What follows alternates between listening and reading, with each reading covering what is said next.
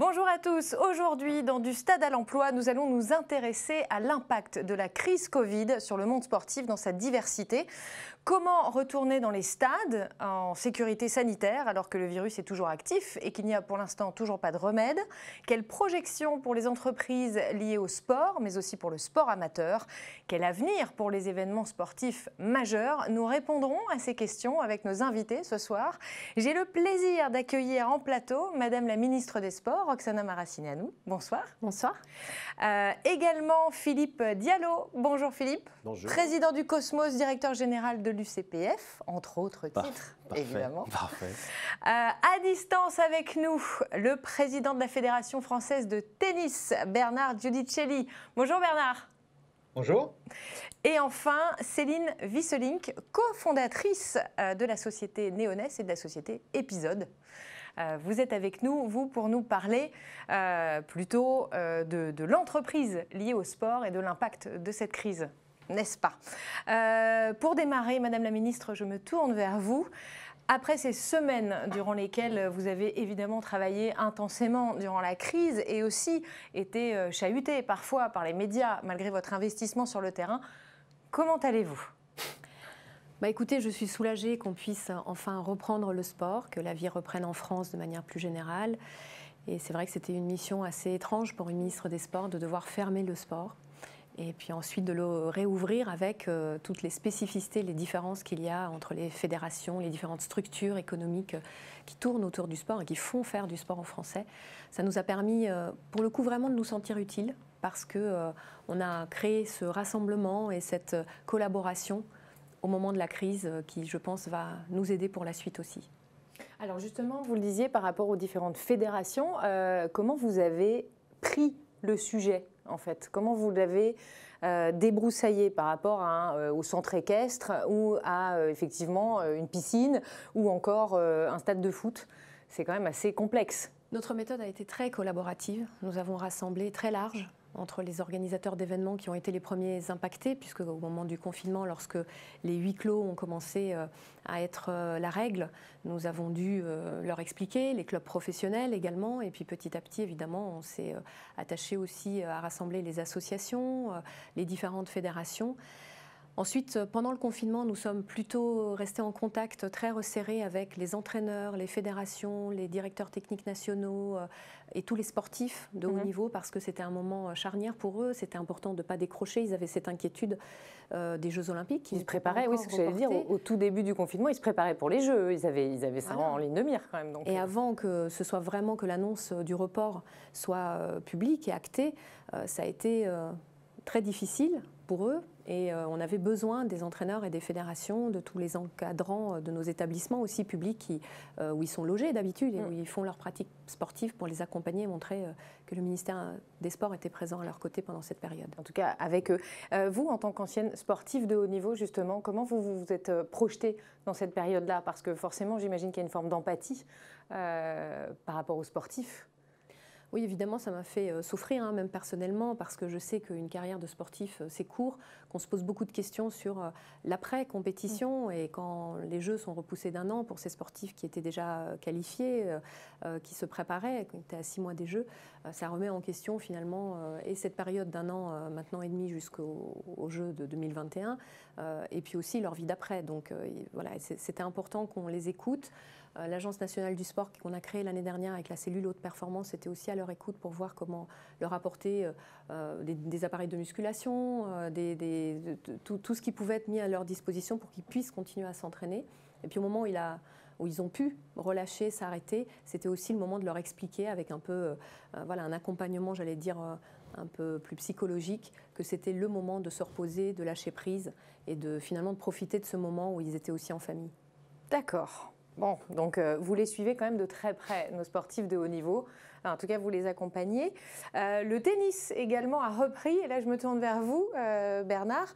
Je vous propose qu'on découvre ensemble une vidéo publiée par la FFT pour justement expliquer à tous les joueurs, amateurs ou professionnels, comment reprendre le tennis sur les courts.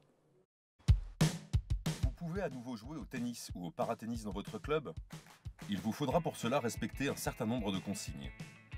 Vous devez arriver au club en tenue, car l'accès au vestiaire n'est pas autorisé, et portez un masque si vous prenez les transports en commun. Vous ne pouvez pas jouer en double, et la distanciation doit être respectée tout au long de votre parcours dans le club. Chaque joueur a son propre banc. Les deux bancs sont éloignés d'au moins 2 mètres. Il est important d'enfiler des gants pour procéder au nettoyage de son banc, avec du produit détergent désinfectant et du papier jetable fourni par le club. Après utilisation, les gants doivent être jetés ou désinfectés s'ils sont réutilisables. Il ne faut pas oublier de bien se laver les mains. Vous devez par ailleurs amener tout le matériel nécessaire. Des balles, une serviette, du gel hydroalcoolique, des gants et votre propre bouteille d'eau. Chaque joueur doit amener 4 à 6 balles qui doivent porter une marque distinctive. Le joueur ou la joueuse ne pourra servir qu'avec les balles qui lui appartiennent. Vous êtes prêts? Allez, vous pouvez jouer.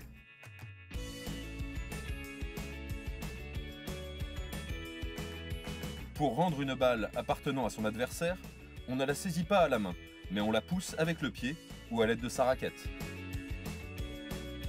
Allez, le match reprend.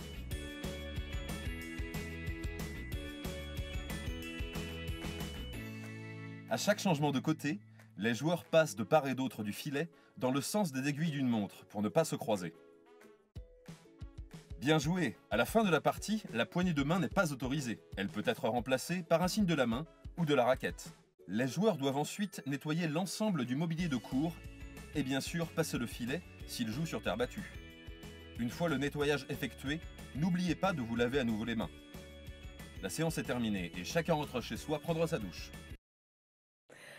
Bernard, alors évidemment, on a regardé cette vidéo avec beaucoup d'attention en plateau. Alors évidemment, on comprend l'intention, on comprend aussi la nécessité d'informer, bien sûr, et potentiellement aussi de se protéger d'actions juridiques qui pourraient être entamées.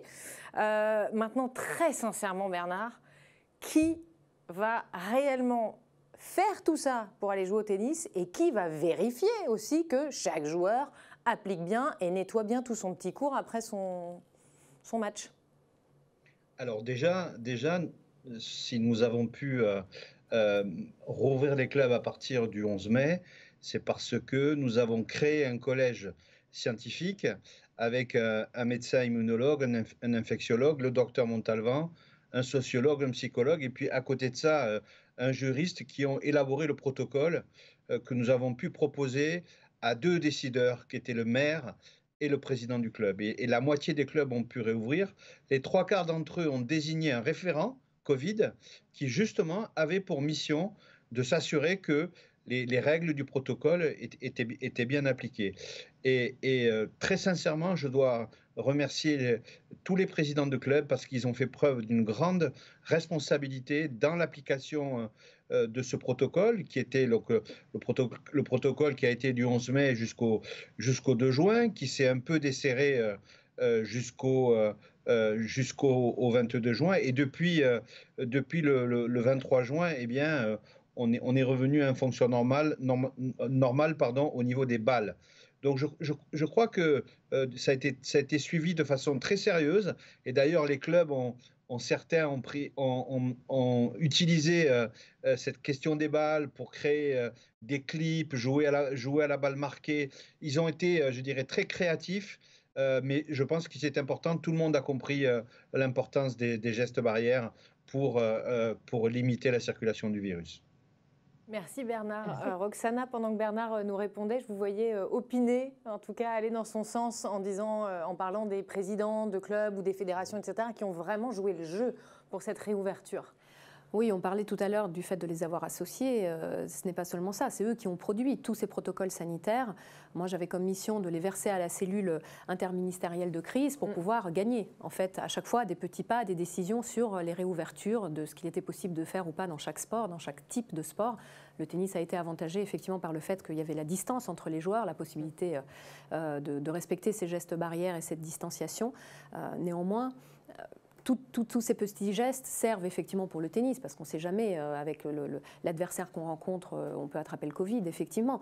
Mais c'est surtout aussi pour faire rentrer dans le quotidien des gens l'importance de ces gestes barrières, pas seulement sur le terrain de tennis, mais dans leur vie de tous les jours. Et le sport sert aussi à ça, sert aussi à faire cette pédagogie. Et nos sportifs ont été exemplaires, nos fédérations ont été exemplaires, et je tenais vraiment à les remercier, et particulièrement la fédération de tennis qui a été pionnière sur vraiment le protocole sanitaire avec le lien avec les clubs. Et les associations ont pu reprendre, et les sportifs ont pu reprendre. Et ça, c'est important, parce que sinon, les gens se méfient, les gens ne reviennent pas dans les associations, et ce n'est pas maintenant qu'on va en voir l'effet, c'est surtout à la rentrée.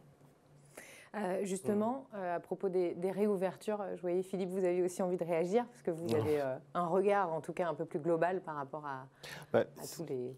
Je pense qu'il y a déjà, à travers les interventions de Bernard Guidicelli et puis de la ministre, je pense qu'il y a des points très importants qui ont été soulignés. On a tous vécu un choc lorsque le sport s'est arrêté à la mi-mars. Et puis, ce qui a été formidable, c'est que très rapidement, finalement, ce choc, il a été pris en charge par les acteurs eux-mêmes. D'une part, parce que dans toutes les fédérations, dans les entreprises, il y a eu un travail sur justement la mise en place de ces gestes barrières pour pouvoir faire en sorte que l'activité puisse reprendre le plus rapidement possible. Et puis, la ministre l'a souligné, il y a eu, je pense, une collaboration quasi inédite entre le mouvement sportif et les pouvoirs publics. Et en particulier, évidemment, le ministère des Sports, qui s'est traduit de manière très claire, c'est-à-dire que l'État a pris des mesures immédiates, que ce soit sur le plan social, l'activité partielle, sur le plan financier à travers des aides sur les trésoreries des entreprises. Et il y a vraiment une collaboration, je dirais, quasi quotidienne pour que ce choc puisse être amorti dans les meilleures conditions et faire en sorte qu'on puisse, dès mars-avril, préparer la sortie. Parce que c'était ça finalement l'objectif, de faire en sorte que sur le plan sanitaire, on puisse maîtriser le virus, ce qui a été étape par étape réussi. Et puis, en attendant, de faire en sorte que, je crois que c'était une des punchlines, je peux dire, du gouvernement, pas de dépôt de bilan et pas de licenciement. De faire en sorte que les gens du sport, des acteurs du sport, quel que soit l'endroit où ils travaillent, eh bien, puissent se maintenir en activité et préparer la sortie. Et là, je pense qu'on a, de ce point de vue-là, réussi finalement cette période très délicate. Et puis, j'ajouterai un dernier élément parce qu'il est important, c'est que cette période aussi a été un élément de reconnaissance du sport.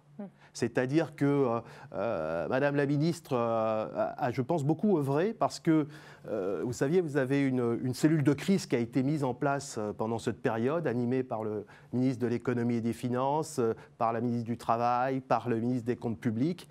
Et grâce à la ministre, on a pu être associés, comme les autres secteurs d'activité, avec ce même type de reconnaissance, justement, aux travaux de mise en place pour accompagner notre secteur, qui en avait bien besoin, accompagner ce secteur dans cette période. Et puis on a vu de notre côté les Français, chez eux, en période de confinement, à travers des applis, à travers beaucoup d'ingéniosité, on a vu les Français faire en sorte que, ils utilisent cette période de confinement pour devenir plus sportifs. Bon, il y en a qui se sont mis aussi au jogging pour sortir. Il faut quand même, on l'a assez vu passer sur les réseaux.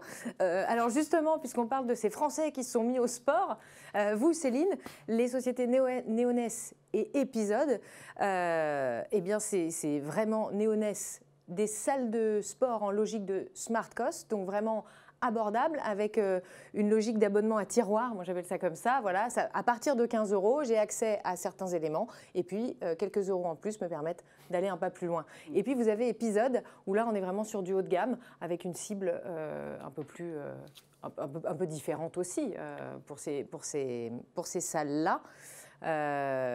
Approche globale de l'entraînement sportif. Voilà, pour Épisode. Vous, ça a rouvert le 22 juin. Comment vous avez préparé cette réouverture de vos salles, justement ? Alors, pour réouvrir les salles, on a essayé d'obtenir en amont le plus possible d'informations sur les protocoles sanitaires. Donc, on a aussi eu la chance d'être pas mal associés dans les échanges avec les différents ministères, notamment le ministère des Sports, sur des propositions qu'on a formulées pour des mises en œuvre opérationnelles dans nos clubs qui étaient adaptées pour faire respecter notamment les distances entre les clients. Et donc, on a pu anticiper pas mal de choses, sachant qu'il fallait évidemment donc, déployer les dispositifs dans les clubs, mais il fallait aussi former nos équipes, sachant qu'on a 37 clubs qui sont répartis partout en France et qu'on a 500 salariés qu'il fallait former. Donc ça a été un gros boulot d'anticipation. Et j'étais ravie, moi, de pouvoir... Juste que je précise, c'est Roxana qu'on voit en visite dans des salles, voilà, des images à l'écran, mais ce n'était pas vos salles néonais. C'était pas nos salles. Voilà. On combine les deux. Voilà, pour pas de souci. Et en fait, les protocoles sanitaires chez nous sont assez simples. Le premier protocole, c'est simplement de limiter la fréquentation à un nombre de clients plus limité. Donc on est à 1 client tous les 4 mètres carrés pour s'assurer qu'on ait des distances raisonnables entre les clients. En plus, on condamne un certain nombre d'aménagements, de matériel, d'équipement pour essayer de garantir cette distance entre les clients, par exemple sur les plateaux de cardio-training ou de musculation. Et puis on a des systèmes de contrôle d'accès qui sont une grande force parce que grâce à ces systèmes de contrôle d'accès, en fait, on peut garantir qu'on n'a pas plus de, par exemple, 150 clients dans la salle. Alors même qu'on peut en accueillir 300 normalement, par exemple. Et on a mis en place des systèmes de réservation pour nos clients sur des créneaux horaires fixes, de manière à ce qu'on puisse garantir que les clients aussi sont sûrs de rentrer sur ces fameux créneaux horaires et ne vont pas se retrouver à attendre pendant 2 heures à l'entrée du club en n'étant pas sûrs de rentrer. Voilà. Donc beaucoup de choses. Et puis on a le sujet, évidemment, qui est un sujet un peu plus compliqué d'un point de vue client, mais qui est le sujet de la... on va dire, de l'individualisation du vestiaire, qui a été demandé par aussi les guides sanitaires. Et ce sujet, c'est que le client, en fait, doit avoir un endroit où se changer qui lui est propre et qui est individuel. Et chez Néonès et chez Episode, aujourd'hui, on a transformé nos douches en vestiaires individuels pour permettre à nos clients d'avoir des zones de change individuelles. On a stické, évidemment, au sol des zones privatives pour qu'ils puissent accéder au casier sans toucher d'autres clients. Voilà, comme vous dites, on est créatif, on fait preuve d'imagination et on a partagé d'ailleurs ces idées avec d'autres enseignes aussi qui, je pense, l'ont fait. Donc voilà, donc plein de choses très opérationnelles, très concrètes pour faire en sorte que les clients pratiquent dans de bonnes conditions. Et très sincèrement, ça se passe vraiment bien avec les clients. Moi, je trouve qu'ils sont très compréhensifs, qu'ils sont heureux de retrouver leur salle, de retrouver leur coach, de retrouver les équipes. Et les équipes sont aussi très heureuses parce qu'ils se sont beaucoup ennuyés pendant 3 mois. C'est sûr. Donc ils sont ravis de les retrouver. Vous avez réussi à garder le lien avec vos clients pendant le confinement? Comment vous avez procédé? Oui, alors ça, c'est un autre volet, effectivement, qui a été assez chouette. C'est qu'on a animé des cours collectifs en ligne sur les réseaux sociaux. On a eu plus d'1 million de personnes qui nous ont suivis pendant les 3 mois. Wow. Et on a aussi débridé notre application MyNeoCoach, qui est une application de coaching digital et d'entraînement, en fait, à la fois en salle et à la fois à domicile, pour que tous les Français puissent l'utiliser gratuitement. Voilà. Et on voyait, alors Bernard, là, je retourne vers vous. Vous, pour le tennis, ça a été vite réglé. On doit venir habillé en tenue de tennis. Il n'y a plus de vestiaire. Oui, les vestiaires sont toujours fermés d'ailleurs. Ouais. Depuis le début de la phase 3, sauf les vestiaires dits traversants. Mais bon, c'est quand même, ce sont quand même des conditions quand même très peu impactantes. Le plus important, c'est qu'on puisse retourner sur les cours et jouer. Je pense qu'aujourd'hui, c'est ce que tous les joueurs apprécient. C'est ce que tout le monde veut faire. C'est ce que vous disiez, Céline, aussi, avec des clients qui sont contents de revenir, de se retrouver aussi et d'avoir quand même un échange et pas juste d'être dans une digitalisation totale du sport. Je reviens vers vous, Céline, parce que vous mettez souvent en avant dans les interviews qu'on voit, etc., que vous avez 500 salariés qui sont en plus en CDI. Ça veut dire aussi que ça a un coût à porter pour une entreprise, quelle qu'elle soit. Oui, vous les avez fait passer au chômage. Oui, technique. Tout à fait. Voilà. Donc ça, c'est l'énorme chance qu'on a eue, je le dis très souvent, d'être en France et d'être française.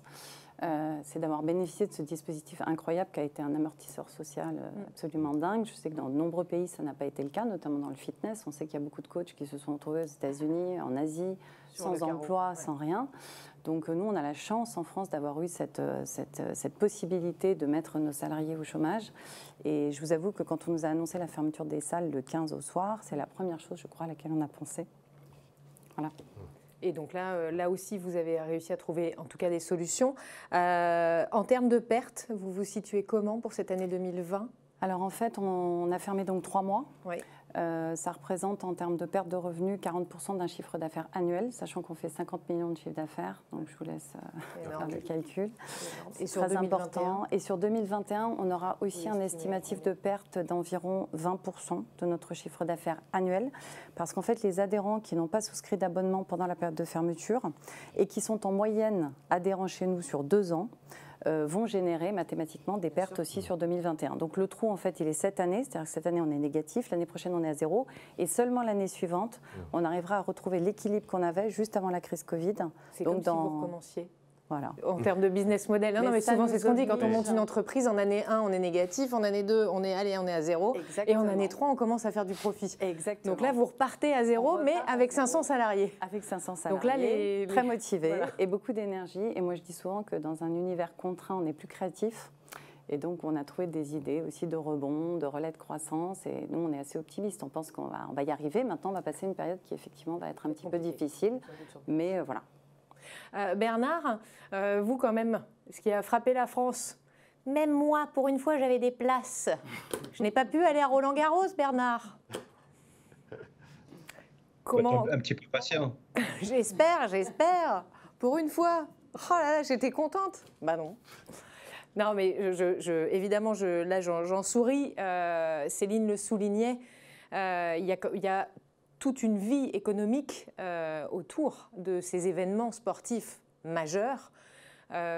Comment vous avez géré, parce que forcément quand on annonce un confinement le 16 mars, Roland-Garros arrivant 2-3 mois après, j'imagine votre inquiétude. Tout simplement, on a pris une décision en conscience et en responsabilité, et dans le cadre que nous offraient nos accords avec l'ATP et la WTA, la liberté que nous offraient ces accords, eh bien, on a pris la décision de localiser le tournoi à un moment où il n'impactait peu le calendrier professionnel, notamment les événements majeurs, et où les conditions d'accueil et d'organisation pouvaient nous assurer le déroulement du tournoi. Donc c'était pour nous inconcevable que le tournoi n'ait pas lieu, et surtout parce que le tournoi, c'est le poumon du tennis français, c'est lui qui nourrit tout notre écosystème. Vous savez, aujourd'hui, les licences rapportent à la fédération, dans ligue et comité compris, 23 millions d'euros, et la fédération reverse pratiquement 100 millions d'euros pour le fonctionnement du tennis fédéral, et cet argent vient du tournoi de Roland-Garros. Donc il était important pour nous de conserver, je dirais, cet événement, à la fois pour l'aspect sportif, bien sûr, et pour qu'il n'y ait pas de ligne blanche dans le palmarès. Les seules lignes blanches que nous avons eues, c'était la guerre, la Deuxième Guerre mondiale. Donc c'était pour nous important de garder ce palmarès. Et puis c'est aussi tout l'écosystème, et notamment bien l'impact sur le monde du tennis, l'impact aussi sur le tourisme à Paris. C'est un impact non négligeable. Et donc voilà les décisions, le fondement de la décision, qui est à la fois sportive, économique et sociale, puisque bien sûr il y a des emplois en jeu. Beaucoup de débats hein, quand même, en tout cas dans les rédactions on en a beaucoup parlé, de savoir est-ce qu'il fallait l'annuler ou pas, en sachant encore une fois que comment faire si toutes les frontières ne sont pas réouvertes, comment les joueurs vont venir. La question de l'US Open aussi. Il y a, même si on projette Roland-Garros à partir du 20 septembre, je vous imagine déjà prêt à vous adapter. Comme le disait Céline, en cas de crise, on doit faire preuve de créativité, et vous l'avez exprimé aussi, que la FFT avait été créative. Je vous imagine avec un plan B déjà, en fait, pour tout vous dire. Oui, tout d'abord, tout à l'heure, Philippe Diallo remerciait la ministre et remerciait le gouvernement, et nous-mêmes, nous avons participé à cette réunion, et le fait que le gouvernement ait pris la mesure de l'enjeu en créant cette cellule dédiée qui nous permet de travailler. En fait, on travaille avec le principe d'une maquette, ça veut dire on a une vingtaine d'items sur l'organisation du tournoi, et on travaille sur chaque item en fonction des conditions. Et donc, à peu près tous les 10 jours, nous réunissons cette cellule interministérielle, et nous faisons comme ça tomber les options les unes après les autres, en nous rapprochant de l'option qui sera l'option finale. Donc, bientôt, nous serons en capacité d'annoncer quelle billetterie on pourra proposer à l'organisation, et puis comme ça, de proche en proche. En fait, on ne se perd pas dans des conjectures, on est très pragmatique et surtout très, très respectueux des conditions sanitaires qui devront être respectées pour que le tournoi se déroule dans les meilleures conditions pour la protection des joueurs, de leur entourage, des spectateurs, mais aussi de toutes les personnes qui vont travailler pour l'événement. Justement, Madame la Ministre, il y a souvent énormément de petits boulots aussi sur ces événements sportifs majeurs. J'ai été, moi, hôtesse à Roland-Garros, par exemple. Oui, il y a longtemps. Voilà, j'ai bossé sur ces événements-là. Avec cette crise Covid, ça a forcément un effet domino sur ces petits boulots, comme ça, ces petits jobs qu'on peut faire quand on fait des études, etc. Comment vous allez le gérer, peut-être avec la ministre du Travail, peut-être que vous travaillez déjà main dans la main avec Muriel Pénicaud.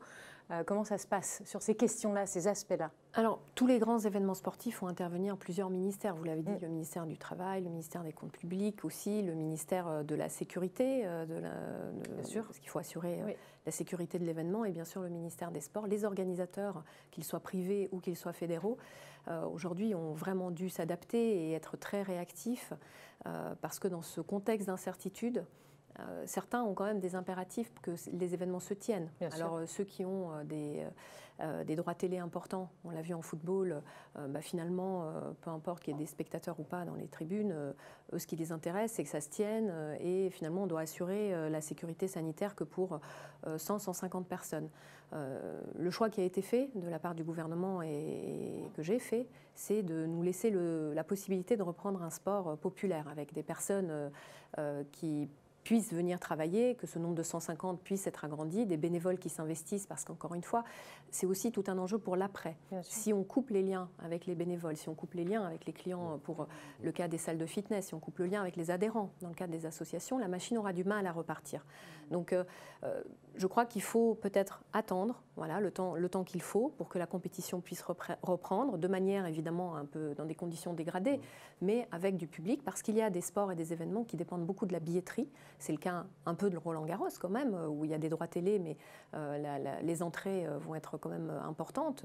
Il y a aussi le fait que les entreprises achètent des loges, que les annonceurs puissent revenir sur les terrains et qu'ils gardent leur argent investi dans le sport, qu'ils restent captifs. Donc énormément d'éléments qu'on a dû gérer. J'ai fait ce que moi j'ai pu à mon niveau pour porter cette parole, aussi bien auprès des annonceurs, aussi bien auprès des autres ministères, pour dire effectivement que les grands événements sportifs qui structurent la vie de notre pays, des amoureux du sport dans notre pays, devaient pouvoir reprendre dès que possible.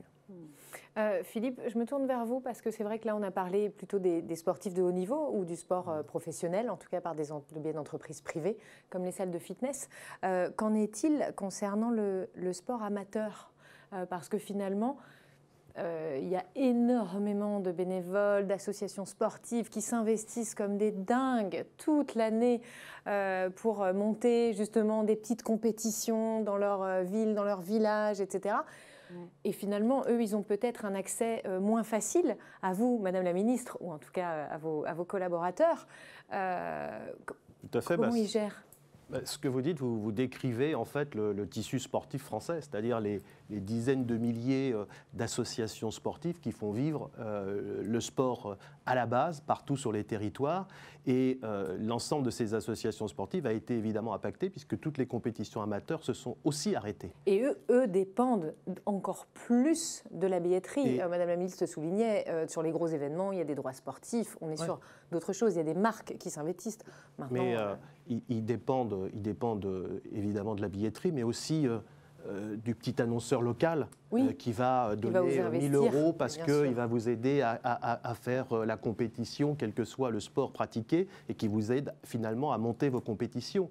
Donc aujourd'hui, la situation de ces associations, en plus qui sont souvent dirigées par des dirigeants bénévoles, qui peuvent être éloignés de tous les mécanismes parfois un peu compliqués qui peuvent être mis en place. Et donc là, il y a un énorme travail de pédagogie à faire pour que l'information aille jusqu'à eux, puisqu'il y a eu la mise en place, par exemple, d'un fonds de solidarité justement, qui était ouvert aux associations, justement pour aller chercher 1 500, 5 000, 10 000 euros, parce que le système a progressé au fil du temps, pour permettre à ces associations, justement, de passer le cap comme des entreprises à travers des prêts garantis d'État.